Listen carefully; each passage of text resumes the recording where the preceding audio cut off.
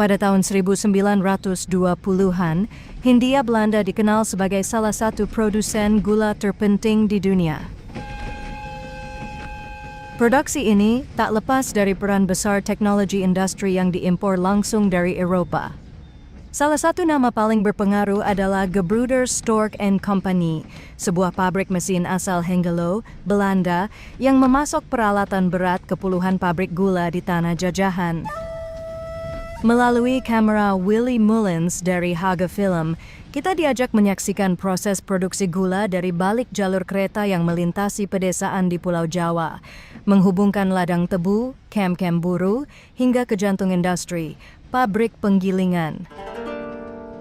Film ini bukan sekadar rekaman mesin dan bangunan, tapi potret tentang bagaimana sistem kolonial bekerja. Dengan ketepatan teknik Eropa dan tenaga kerja bumi putra yang menopang seluruh rantai produksi.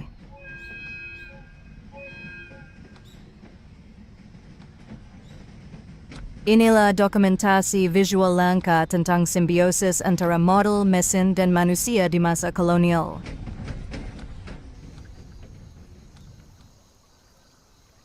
Sebelum tebu bisa dipanen, lahan harus dikelola dengan sistem irigasi yang teliti dan terencana. Kolonial Belanda menyebutnya bevloeingswerken, yaitu pekerjaan pengairan yang dirancang untuk memastikan kelembapan tanah tetap stabil sepanjang musim tanam.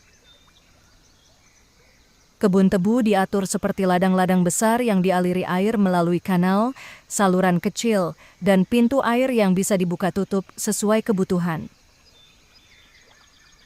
Pekerjaan ini tidak sederhana, dari penggalian saluran, penataan kontur tanah, hingga perawatan berkala. Semuanya mengandalkan kerja paksa dari para buruh lokal. Sistem ini menjadi fondasi dari keberhasilan panen. Tanpa pengairan yang konsisten, batang tebu akan gagal tumbuh maksimal, dan pabrik-pabrik akan kehilangan pasokan bahan baku. Disinilah terlihat bahwa kesuksesan industri gula kolonial bukan hanya soal mesin dan teknologi, tapi juga perhitungan agriculture yang cermat dan tenaga kerja murah yang dikerahkan untuk menjalankannya hari demi hari. Inilah Jongriat, tebu muda yang baru beberapa bulan tumbuh di ladang. Meski batangnya belum sebesar tebu siap panen, Jongriat memiliki peran penting dalam manajemen rotasi lahan dan pemeliharaan pasokan bahan baku untuk industri gula kolonial. Para insinyur Belanda telah menghitung siklus tanam secara ketat. Setelah lahan dipanen, area itu tidak langsung ditinggalkan. Sebaliknya, ditanami kembali dengan bibit tebu yang baru. Dalam hitungan bulan, muncullah batang-batang muda seperti ini. Disebut Jongriat atau secara harfiah, tebu muda. Mereka masih terlalu lunak untuk digiling, tapi inilah masa krusial. Batangnya harus terus dijaga kelembapannya, gulmanya dibersihkan, dan tanahnya dipupuk secara teratur.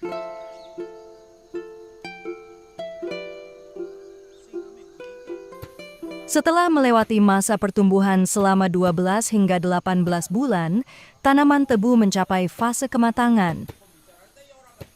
Proses pemotongan dimulai saat kadar gula dalam batang mencapai titik maksimal, biasanya menjelang musim kemarau. Di Hindia Belanda, pemotongan dilakukan secara manual oleh buruh tani dengan sabit atau parang. Mereka bekerja dalam barisan teratur, menyisir lahan dari ujung ke ujung di bawah terik matahari. Tebu dewasa ini, yang tingginya bisa mencapai 3 meter, tumbuh subur di dataran rendah vulkanik seperti di sekitar Kediri, Mojokerto, hingga Cirebon.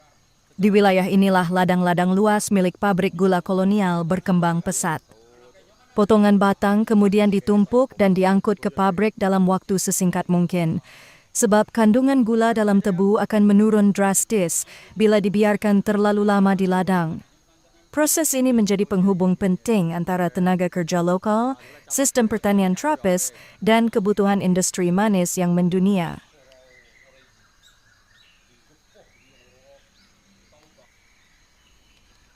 Inilah jantung dari seluruh siklus industri gula kolonial, sebuah pabrik modern dengan teknologi termutakhir di masanya.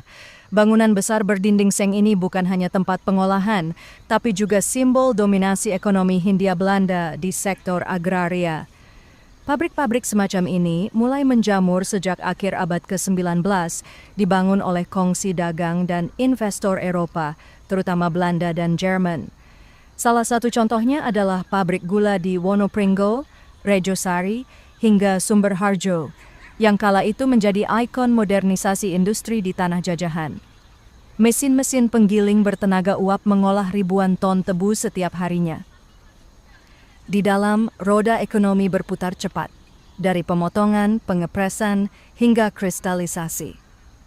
Semua berjalan dalam sistem kerja terkoordinasi, didukung oleh manajemen Eropa, mandor lokal, dan ribuan buruh bumi putra. Mereka bekerja dalam tempo yang ketat, di tengah kebisingan mesin dan suhu yang tinggi. Gula putih yang dihasilkan bukan untuk pasar lokal, tapi diekspor ke Eropa dan Amerika. Inilah sistem tanam paksa yang telah berevolusi menjadi kapitalisme industri berbasis ekspor, dengan pabrik sebagai epicentrum kekayaan dan juga ketimpangan. Pabrik gula modern seperti ini bukan hanya fasilitas produksi, ia adalah monumen kolonialisme, berdiri kokoh di tengah ladang tebu yang luas, sekaligus menyisakan jejak sosial dan sejarah yang panjang bagi tanah Nusantara.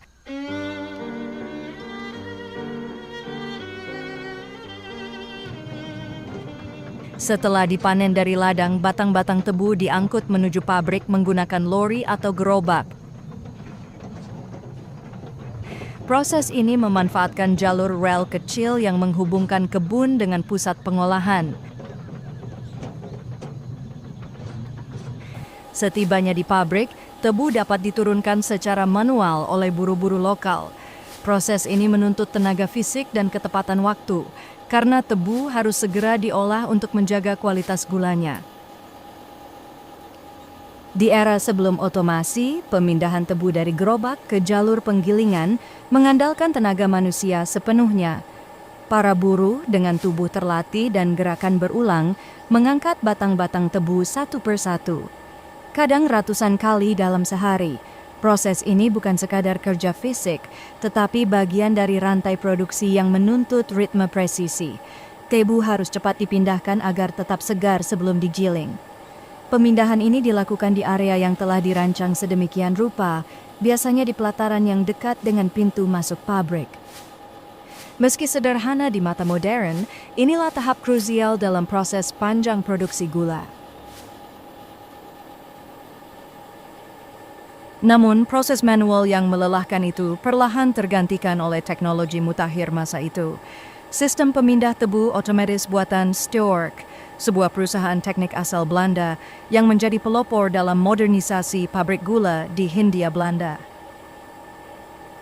Melalui mekanisme yang digerakkan listrik, batang-batang tebu tak lagi harus dipanggul oleh manusia, melainkan diangkut oleh alat angkut otomatis menuju jalur penggilingan. Teknologi ini bukan sekadar efisiensi, tapi simbol transisi, dari buruh ke mesin, dari kerja otot ke kekuatan listrik. Stork's Rietless Inrichting, atau sistem pemindahan tebu elektrik, memungkinkan pabrik memproses dalam volume besar, dengan kecepatan lebih tinggi, dan risiko kelelahan buruh yang lebih rendah. Perubahan ini menjadi salah satu pilar industrialisasi di sektor agrikultur kolonial. Modernisasi seperti ini memperlihatkan bagaimana kekuatan teknis Eropa mulai menancap kuat di tanah jajahan, menciptakan sistem produksi massal yang tidak lagi bergantung pada ritme manusia, melainkan kecepatan mesin.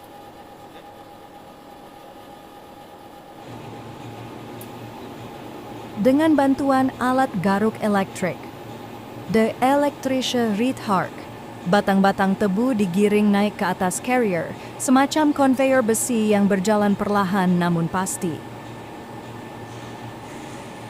Dari sana, seluruh muatan diarahkan menuju bagian paling vital dari pabrik, deretan mesin penggiling, atau yang kala itu disebut molen batterij. Sistem ini bekerja nyaris tanpa jeda. Dalam satu gerakan berantai, tebu yang sebelumnya ditanam dengan tangan dan dipanen dengan tenaga manusia kini mengalir secara otomatis menuju proses ekstraksi. Tak ada lagi waktu yang terbuang untuk memindah secara manual. Semuanya telah ditata secara mekanis dan presisi, mencerminkan ketelitian khas pabrik-pabrik Belanda zaman itu. Langkah pertama dalam ekstraksi dilakukan di unit bernama crusher. Disinilah batang tebu mulai dihancurkan secara mekanis. Mesin ini dilengkapi roll-roll baja yang bergerigi. Bukan sembarang gigi, tapi dirancang khusus agar mampu meremukan serat keras tebu dengan efisien. Tujuannya bukan sekadar memecah, tapi membuka jaringan dalam batang tebu agar sari patinya mudah dilepaskan pada tahap berikutnya. Disinilah proses industri mulai menggantikan kerja manusia, tepat, cepat, dan konsisten. Tebu yang telah dihancurkan dibawa oleh carriers melewati rangkaian 3 atau lebih mesin giling, molen batterage. Masing-masing molen bertugas memeras sari tebu secara bertahap, makin dalam, makin tuntas. Selama proses ini, ampas yang masih mengandung sisa gula disemprot air atau nira encer. Teknik ini disebut imbibisi dan fungsinya jelas, meningkatkan efisiensi ekstraksi. Dengan menyiram ampas, sisa gula yang masih terperangkap bisa ikut larut dan terbawa keluar. Hasilnya, rendemen lebih tinggi, limbah lebih bersih, dan tiap tetes nira yang berharga tidak terbuang sia-sia.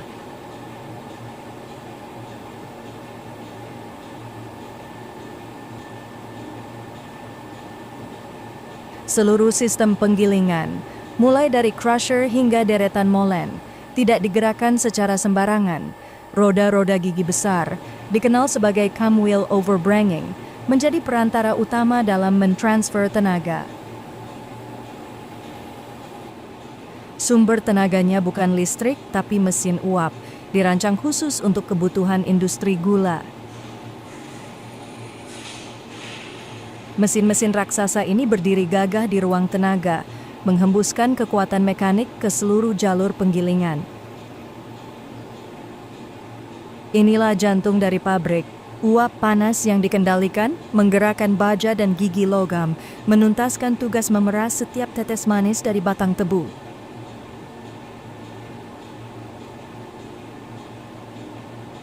Ruang molen, atau yang kerap disebut molenhuis, adalah jantung dari keseluruhan sistem pengolahan tebu.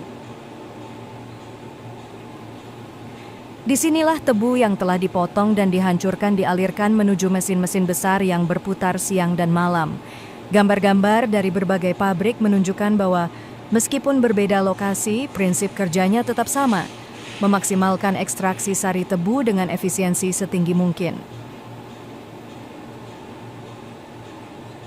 Dinding-dinding pabrik yang lembab, dipenuhi embun air tebu dan uap panas dari mesin, menjadi saksi bagaimana kekuatan industri bergerak dengan presisi. Gulungan baja yang tertata sejajar memutar dan menghancurkan batang tebu yang masuk. Sistem mekanik yang rumit digerakkan oleh mesin uap besar, menjaga irama kerja tetap stabil. Tidak boleh terlambat, tak boleh salah arah. Lantai rumah molen biasanya dipenuhi sisa batang tebu yang sudah diperas atau disebut ampas, yang tetap dikelola agar tidak menimbulkan pemborosan. Beberapa pekerja berdiri waspada di samping mesin, siap menyesuaikan tekanan atau menarik tuas darurat jika terjadi gangguan. Molen-molen ini bukan sekadar alat, tapi bagian dari sistem yang rumit dan saling bergantung. Dari kereta pengangkut tebu, jalur conveyor, hingga penyemprot air untuk memperbesar hasil ekstraksi gula dari ampas. Setiap detik dalam rumah molen adalah hasil dari perhitungan yang teliti, perpaduan antara teknologi, ketepatan waktu, dan kerja keras manusia. Maka tak heran, pabrik gula menjadi simbol utama dari kemajuan industri kolonial di Hindia Belanda. Dan melalui rekaman-rekaman ini, kita menyaksikan sendiri denyut nadi perekonomian masa itu, yang digerakkan oleh mesin, tapi bergantung pada peluh para pekerja. Setelah melalui gilingan terakhir, ampas tebu, yang dalam istilah teknis disebut bagase, diturunkan dari proses utama dan segera diarahkan ke jalur akhir pemanfaatan. Tak dibuang percuma, ampas ini langsung diangkut oleh alat mekanis bernama Hark Carrier, semacam konveyor besar yang bergerak pelan namun pasti menuju rumah kettle. Di sanalah, di ruang penuh dengung dan panas itu, ampas tebu diubah menjadi bahan bakar. Ia dimasukkan ke dalam tungku besar untuk membangkitkan uap yang menggerakkan seluruh sistem pabrik. Api yang menyala dari ampas itulah yang memungkinkan mesin-mesin raksasa terus berdentum siang dan malam. Daur tertutup dari hasil dan sisa produksi, menciptakan efisiensi dalam bentuk paling dasar, namun juga menandai bagaimana setiap elemen dimanfaatkan sepenuhnya oleh rezim industri kolonial. Namun, tidak semua ampas langsung dihabiskan untuk pembakaran. Kelebihan ampas yang tak terpakai pada hari itu akan segera diolah. Para pekerja memadatkan sisa-sisa ini ke dalam balok besar, kemudian membungkus dan menyimpannya dalam jumlah banyak di pelataran terbuka. Tumpukan-tumpukan bal ampas berdiri seperti monumen diam dari kerja keras tanpa henti. Di satu sisi, ia adalah limbah organik. Di sisi lain, ia adalah cadangan energi masa depan. Disiapkan bila mesin mendadak lapar atau saat panen berikutnya belum tiba. Inilah potret industri gula zaman itu. Tidak hanya mengeksploitasi tanaman hingga ke batang terakhir, tapi juga manusia hingga ke titik tenaga terakhir. Setiap elemen punya tempat dalam sistem, bahkan yang tersisa pun tak pernah dibiarkan menganggur. Setelah disaring dan dimurnikan, nira dialirkan ke unit penguapan. Disinilah proses pemekatan berlangsung. Dengan panas tinggi, air di dalam nira diuapkan perlahan hingga tinggal cairan kental kayak gula. Semua dijalankan secara cermat. Suhu, tekanan, dan waktu harus tepat. Kesalahan sedikit saja bisa merusak hasil seluruh produksi. Begitu nira cukup kental, ia siap masuk ke tahap kristalisasi, di mana cairan ini perlahan berubah menjadi butiran gula. Proses yang tampak sederhana, tapi sebenarnya menuntut ketelitian tinggi dan kerja keras banyak pihak. Dari tetesan nira itulah, akhirnya gula terbentuk, benda kecil yang menyimpan jejak teknologi, kolonialisme, dan tenaga manusia Hindia Belanda. Salah satu bahan utama yang digunakan dalam proses pemurnian nira adalah kapur susu, atau dalam istilah teknis disebut calc milk. Zat ini berfungsi untuk mengikat kotoran dan partikel asing yang tersisa di dalam cairan nira sebelum melalui tahap penguapan. Untuk menghasilkan kapur susu ini, pabrik memiliki instalasi khusus berupa tungku pembakaran batu kapur, calcium ovens. Disinilah bongkahan batu kapur dibakar dalam suhu sangat tinggi hingga menjadi kapur tohor, lalu dicampur dengan air untuk menghasilkan larutan kapur aktif. Proses ini bukan sekadar tambahan, ia krusial, karena tanpa pemurnian kimiawi yang tepat, hasil akhir akan keruh, berwarna gelap, dan tidak stabil. Inilah sebabnya mengapa pabrik gula Hindia Belanda harus membangun instalasi yang kompleks dan lengkap hanya untuk menjamin kualitas dari setetes nira menjadi kristal putih. Semua ini memperlihatkan satu hal, bahwa di balik secuil gula tersembunyi alur industri yang rapi, teknologi kolonial yang rumit, dan keterlibatan tangan-tangan lokal yang tak tercatat dalam sejarah resmi.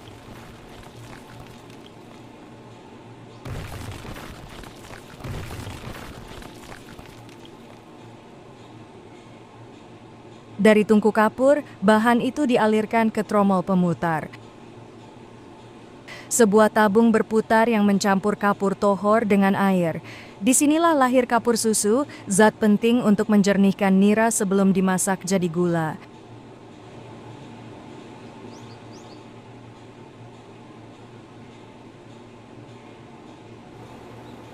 Sebelum digunakan dalam proses pemurnian, kapur susu disaring terlebih dahulu. Proses penyaringan ini memakai alat khusus bernama calc milk sieve. Penyaringan ini memastikan tidak ada partikel kasar yang ikut masuk ke dalam cairan.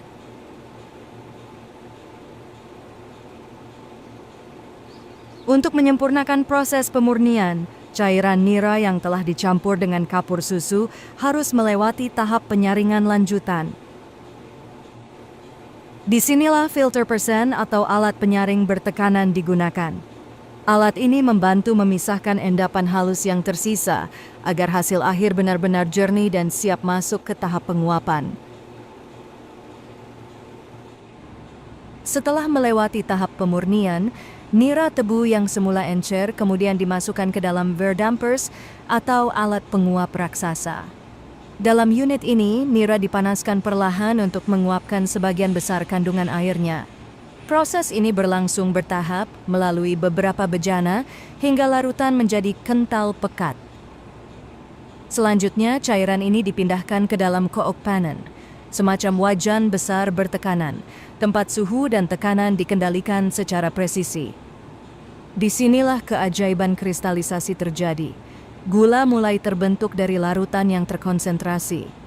Kristal-kristal gula ini akan terus tumbuh hingga mencapai ukuran yang diinginkan, menandai akhir dari perjalanan panjang cairan nira menjadi butiran manis bernama gula. Gula yang telah mengkristal kemudian dipisahkan dari cairan molase menggunakan baterai centrifugal. Mesin-mesin ini berputar sangat cepat, memanfaatkan gaya centrifugal untuk memisahkan kristal gula dari sisa cairan. Dengan cara inilah, gula murni dapat diperoleh dalam bentuk butiran yang kering dan siap dikemas. Gula yang telah terkristalisasi dialirkan melalui saluran penggetar. Proses ini membantu memisahkan butiran secara merata. Setelah itu, gula masuk ke dalam pengering silinder yang berputar. Di sana, kelembapan sisa dihilangkan sebelum gula dikemas.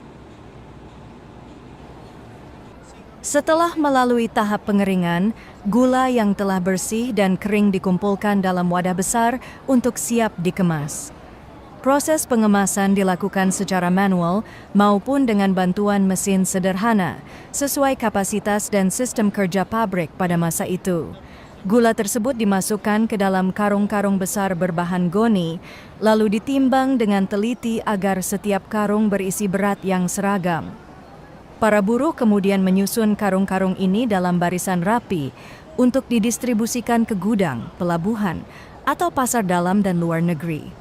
Pemandangan ini menandai akhir dari sebuah siklus panjang produksi, dari tebu di ladang hingga menjadi kristal manis siap jual.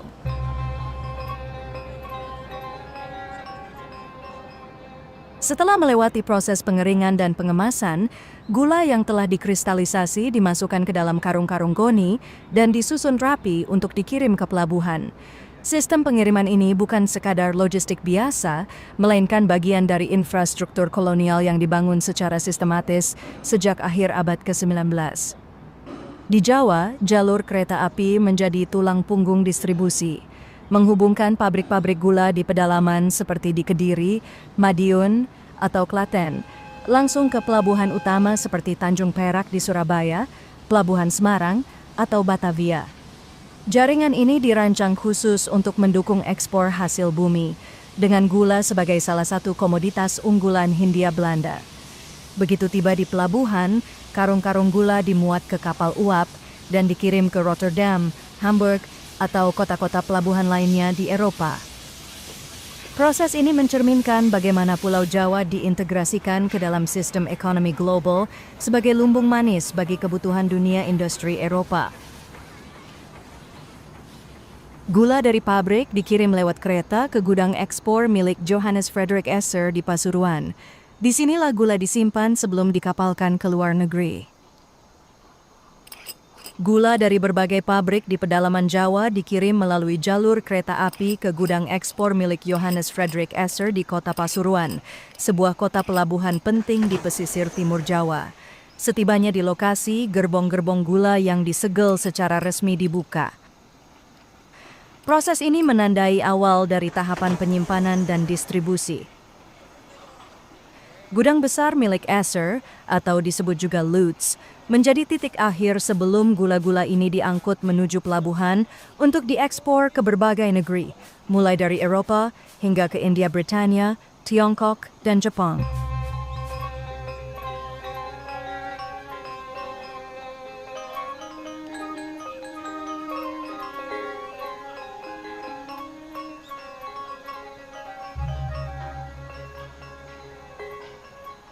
Salah satu syarat mutlak agar gula tetap terjaga mutunya selama disimpan adalah penggunaan karung yang benar-benar prima. Setiap karung harus memiliki anyaman yang kuat dan seragam, tanpa cacat sedikit pun. Bila petugas gudang menemukan karung dengan bahan yang buruk, anyaman yang longgar, atau kesalahan tenun sekecil apapun, maka karung tersebut akan langsung ditandai dengan sebuah tanda silang besar. Penandaan ini bukan sekadar simbol, tapi penegasan bahwa isinya tidak boleh dibiarkan lebih lama di dalam wadah yang berisiko. Maka tanpa menunda waktu, gula dari karung tersebut segera dipindahkan ke karung baru yang sesuai standar. Tindakan cepat ini dilakukan demi memastikan seluruh hasil produksi tetap layak untuk diekspor ke pasar internasional. Penomoran setiap kelompok karung gula atau yang disebut caveling merupakan prosedur penting sebelum pengapalan atau penjualan. Dengan sistem ini, setiap partai gula bisa dilacak asal-usulnya secara akurat, memudahkan pengawasan mutu dan memastikan semuanya sesuai standar ekspor. Setibanya di gudang, dari setiap partai karung gula diambil satu atau beberapa sampel. Proses ini penting untuk memastikan kualitas tetap terjaga. Kemudian perusahaan ekspor seperti Afschip and Kommissie Zak Esser menerima konto kontrol dari produk tersebut sebagai acuan mutu sebelum pengapalan. Perhatikan alat pengambil sampel yang digunakan, besi tajam dan ramping yang dirancang khusus agar tidak meninggalkan lubang besar pada karung. Tujuannya jelas, agar butiran gula tidak bocor keluar dan mutu simpan tetap terjaga. Beginilah proses Opstapellopen, penyusunan karung-karung gula yang dilakukan dengan keahlian fisik dan keterampilan mata. Para buruh menaikkan karung satu demi satu, membentuk tumpukan yang menjulang di dalam gudang. Ini bukan pekerjaan ringan. Karung-karung itu berat, sementara para buruh hanya mengandalkan tenaga tubuh tanpa alat bantu modern. Namun dengan irama kerja yang nyaris otomatis, mereka menyusun lapis demi lapis hingga karung-karung itu tersusun seperti dinding batu. Tiap buruh tahu peran dan posisi mereka. Ada yang mengangkat, ada yang menumpuk, ada yang menjaga kestabilan. Di balik gerakan yang tampak sederhana ini, tersembunyi disiplin tinggi dan koordinasi yang matang. Inilah kerja fisik yang membentuk denyut nadi perdagangan Hindia Belanda, mengalirkan gula dari kebun ke pelabuhan, dari gudang ke kapal. Di dalam gudang, karung-karung gula yang semula ditumpuk tinggi kini mulai diturunkan satu persatu. Para buruh bekerja dalam ritme yang teratur, memindahkan hasil produksi ke tahap selanjutnya, pengiriman. Proses ini terlihat sederhana, tapi sebenarnya memegang peranan penting. Gula yang sudah ditimbang dan dikemas kini siap dibawa menuju pelabuhan, sebagian besar untuk kebutuhan ekspor ke Eropa. Disinilah gudang menjadi titik simpul dari sistem logistik kolonial. Setiap karung tak hanya berisi gula, tapi juga nilai ekonomi yang besar, baik bagi pemerintah kolonial maupun bagi pemilik perkebunan.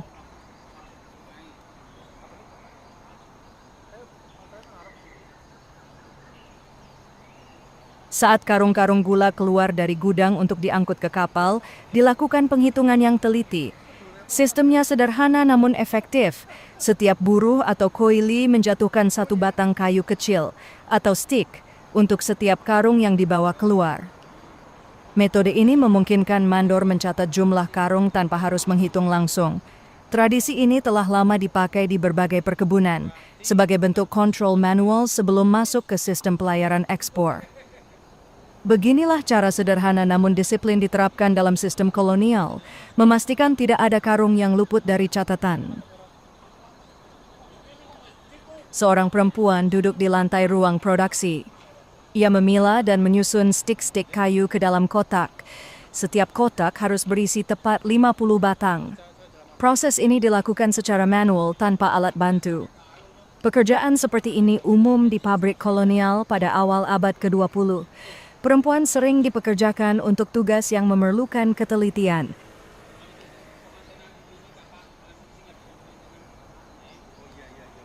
Petugas mulai memberi tanda pada karung-karung produksi.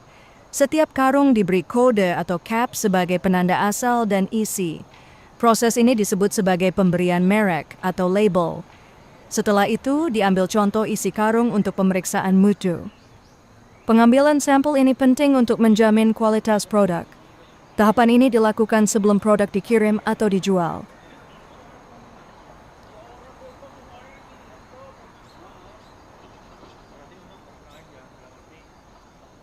Ini adalah contoh karung yang telah diberi tanda resmi. Terlihat jelas kap pabrik sebagai identitas asal produksi. Di sampingnya terdapat kap dari pihak pembeli. Kedua tanda ini menandakan bahwa barang telah diperiksa dan disetujui kedua belah pihak. Proses penandaan ini lazim dilakukan dalam industri ekspor zaman kolonial. Cap semacam ini juga memudahkan pelacakan jika terjadi masalah pada produk. Timbangan harus dalam kondisi benar-benar akurat. Sebelum dipakai, alat timbang ini dicek menggunakan water pass. Water pass memastikan posisi timbangan benar-benar rata dan stabil. Ketelitian ini penting agar hasil penimbangan tidak merugikan pihak manapun. Prosedur semacam ini adalah standar dalam dunia perdagangan kolonial. Bahkan kesalahan sekecil apapun bisa menimbulkan sengketa antara pabrik dan pembeli.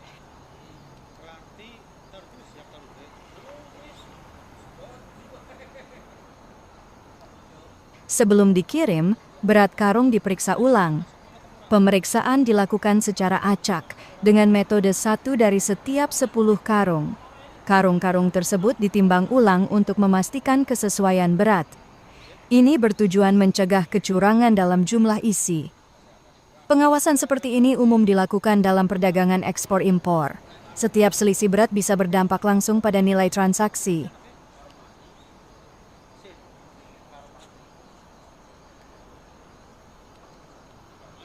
Para buruh harus berjalan melewati papan kayu sepanjang 10 meter yang membentang dari dermaga menuju perahu. Hal ini dilakukan karena kondisi sungai yang dangkal tidak memungkinkan perahu merapat langsung ke tepi dermaga. Papan tersebut menjadi satu-satunya jalur pengangkutan dari gudang ke perahu. Mereka memikul karung berat sambil menjaga keseimbangan agar tidak jatuh ke air.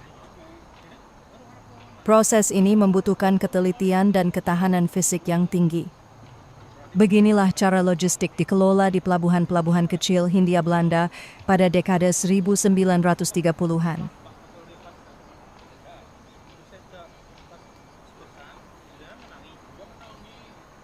Setelah melewati papan kayu sempit, karung-karung akhirnya sampai di perahu. Buruh angkut dengan sigap menyusun karung satu persatu ke dalam lambung perahu. Penempatan harus rapi agar muatan seimbang dan tidak membahayakan saat berlayar. Setiap perahu memuat puluhan hingga ratusan karung tergantung ukurannya. Proses ini dilakukan berulang tanpa alat bantu modern. Beginilah tahap akhir distribusi dari gudang menuju pelabuhan besar berlangsung pada masa itu. Satu karung gula bisa mencapai berat lebih dari 100 kg. Namun bagi para kuli angkut, itu bukan masalah besar. Dengan tubuh yang terbiasa bekerja keras, mereka mampu mengangkat karung demi karung tanpa ragu. Untuk memindahkan 100 karung sekalipun, mereka tetap melakukannya dengan tenang dan terlatih. Setelah perahu terisi penuh, tahap penutupan segera dilakukan. Luiken ditutup rapat dan disegel untuk memastikan muatan tetap aman. Di atasnya, anyaman daun rumbia diletakkan sebagai pelindung tambahan agar air hujan tak merembes masuk. Terakhir, seluruh muatan ditutupi dengan terpal besar, dikenal sebagai presening, menandai bahwa perahu siap berlayar membawa hasil bumi dari tanah jajahan.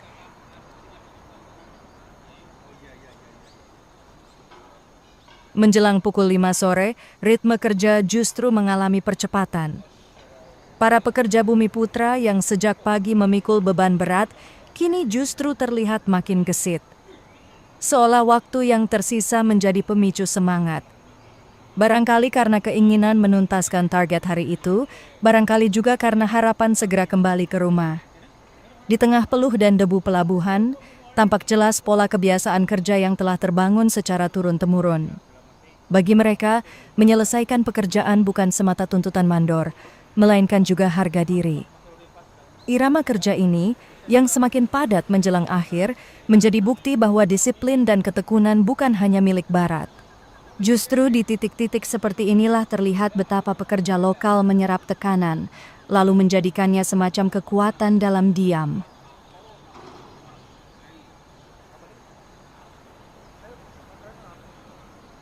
Kita diajak melihat ke dalam kantor pengapalan dan komisioner milik J.F. Esser, perusahaan Eropa yang menangani ekspor hasil bumi dari Hindia Belanda. Di sini disiapkan contoh barang dagangan yang disebut Afscheep Monsters, sampel resmi dari komoditas yang akan dikirim ke luar negeri. Semua harus sesuai standar, karena inilah yang akan dinilai pembeli di Eropa. Sampel dari muatan kapal Palurin dituang ke atas meja, lalu dicampur rata. Semua berlangsung di bawah pengawasan ketat pegawai Eropa, agar mutu dan konsistensinya tidak diragukan. Setiap butir komoditas diperiksa, karena kepercayaan pembeli internasional dipertaruhkan. Sampel resmi hasil pencampuran gula tadi dimasukkan ke dalam kantong khusus. Setiap kantong mewakili kualitas keseluruhan dari satu pengapalan. Kemudian disegel dengan pengawasan petugas agar tidak ada manipulasi setelah proses pengambilan. Label resmi ditempelkan untuk menandai identitas barang, termasuk jenis gula, berat, dan tujuan. Sampel ini disimpan sebagai arsip dan bukti kualitas jika terjadi sengketa dagang di kemudian hari. Inilah yang disebut sebagai Dorsey Monster, contoh representatif dari seluruh kiriman. Muatan gula yang sudah disegel dan diberi label dibawa menuju kapal uap SS Cikarang. Kapal ini akan mengangkut komoditas ekspor ke luar negeri melewati jalur laut internasional. Proses pemuatan dilakukan menggunakan perahu kecil yang mendekat ke sisi kapal. Setiap paket telah melalui pemeriksaan standar ekspor kolonial. SS Cikarang adalah bagian dari jaringan logistik besar yang menghubungkan pelabuhan-pelabuhan utama di Hindia Belanda dengan pasar global. Setelah selesai menurunkan muatan ke kapal SS Cikarang, perahu-perahu kecil kembali ke daratan. Mereka sebelumnya mengangkut karung-karung gula dari gudang ke kapal di tengah pelabuhan. Proses ini berlangsung berulang kali, mencerminkan ritme pengiriman ekspor pada masa Hindia Belanda. Transportasi manual semacam ini menjadi bagian penting dari sistem logistik pelabuhan, jauh sebelum teknologi crane atau kontainer modern digunakan.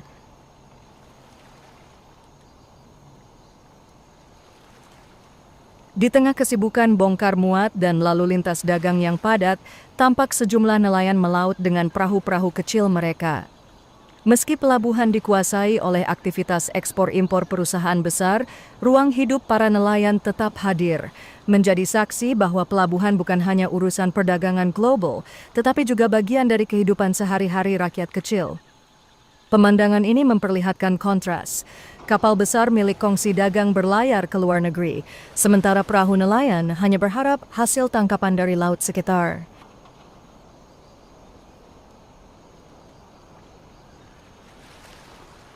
Dari kejauhan, laut tampak luas dan tenang. Garis cakrawala membentang jauh tanpa batas, menyatu dengan langit di ujung pandang. Kapal-kapal uap berlayar perlahan, membawa hasil bumi Hindia menuju pelabuhan-pelabuhan di Eropa. Di tengah ketenangan permukaan laut, tersimpan dinamika global yang terus bergerak, perdagangan, eksploitasi, dan perubahan zaman.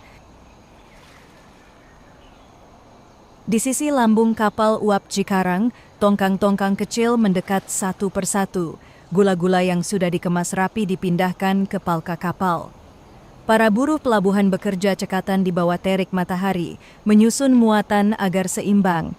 Gula ini bukan sekadar komoditas, tapi hasil dari rantai panjang produksi. Dari kebun tebu, pabrik, hingga pelabuhan. Setiap karung yang dinaikkan membawa jejak tangan-tangan rakyat yang terlibat dalam industri kolonial.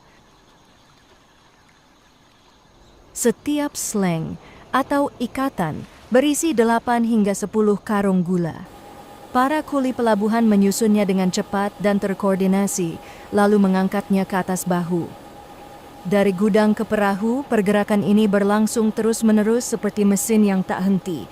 Semua demi memenuhi ruang muatan kapal Cikarang yang akan segera bertolak. Beginilah proses pengangkatan slang berisi gula ke atas kapal. Dengan kerekan tali yang digerakkan katrol, satu persatu slang diangkat dari perahu ke geladak kapal. Proses ini membutuhkan ketepatan dan kekompakan antara para pekerja di bawah dan awak kapal di atas. Karung-karung gula itu, hasil keringat dari perkebunan di pedalaman Jawa, kini bersiap menempuh perjalanan laut yang panjang menuju pelabuhan-pelabuhan dunia. Beginilah cara jutaan karung gula diangkut setiap tahun dari tanah Jawa menuju pasar dunia. Dari pelabuhan ke pelabuhan, dari perahu kayu hingga kapal uap. Inilah rantai distribusi yang menopang industri gula Hindia Belanda. Setiap tahunnya, tak kurang dari 25 juta karung gula dikapalkan dari Jawa, menjadikannya salah satu pusat produksi gula terbesar di antara semua koloni Eropa. Namun di balik angka-angka itu, tersembunyi cerita yang jarang terdengar. Tentang kerja keras para buruh, nelayan, dan petani yang tak pernah disebut dalam laporan dagang. Inilah warisan kolonial yang membentuk wajah ekonomi Nusantara. Pahit manisnya masih terasa hingga hari ini. Failure Channel mempersembahkan arsip ini sebagai pengingat bahwa sejarah bukan sekadar data, melainkan jejak manusia yang bekerja, bertahan, dan bermimpi di tengah roda industri dunia. Dan untuk para penikmat serta pecinta sejarah yang luar biasa hebat, saatnya kami pamit sejenak. Sampai jumpa di lembar sejarah berikutnya, hanya di Failure Channel. Obaka-san.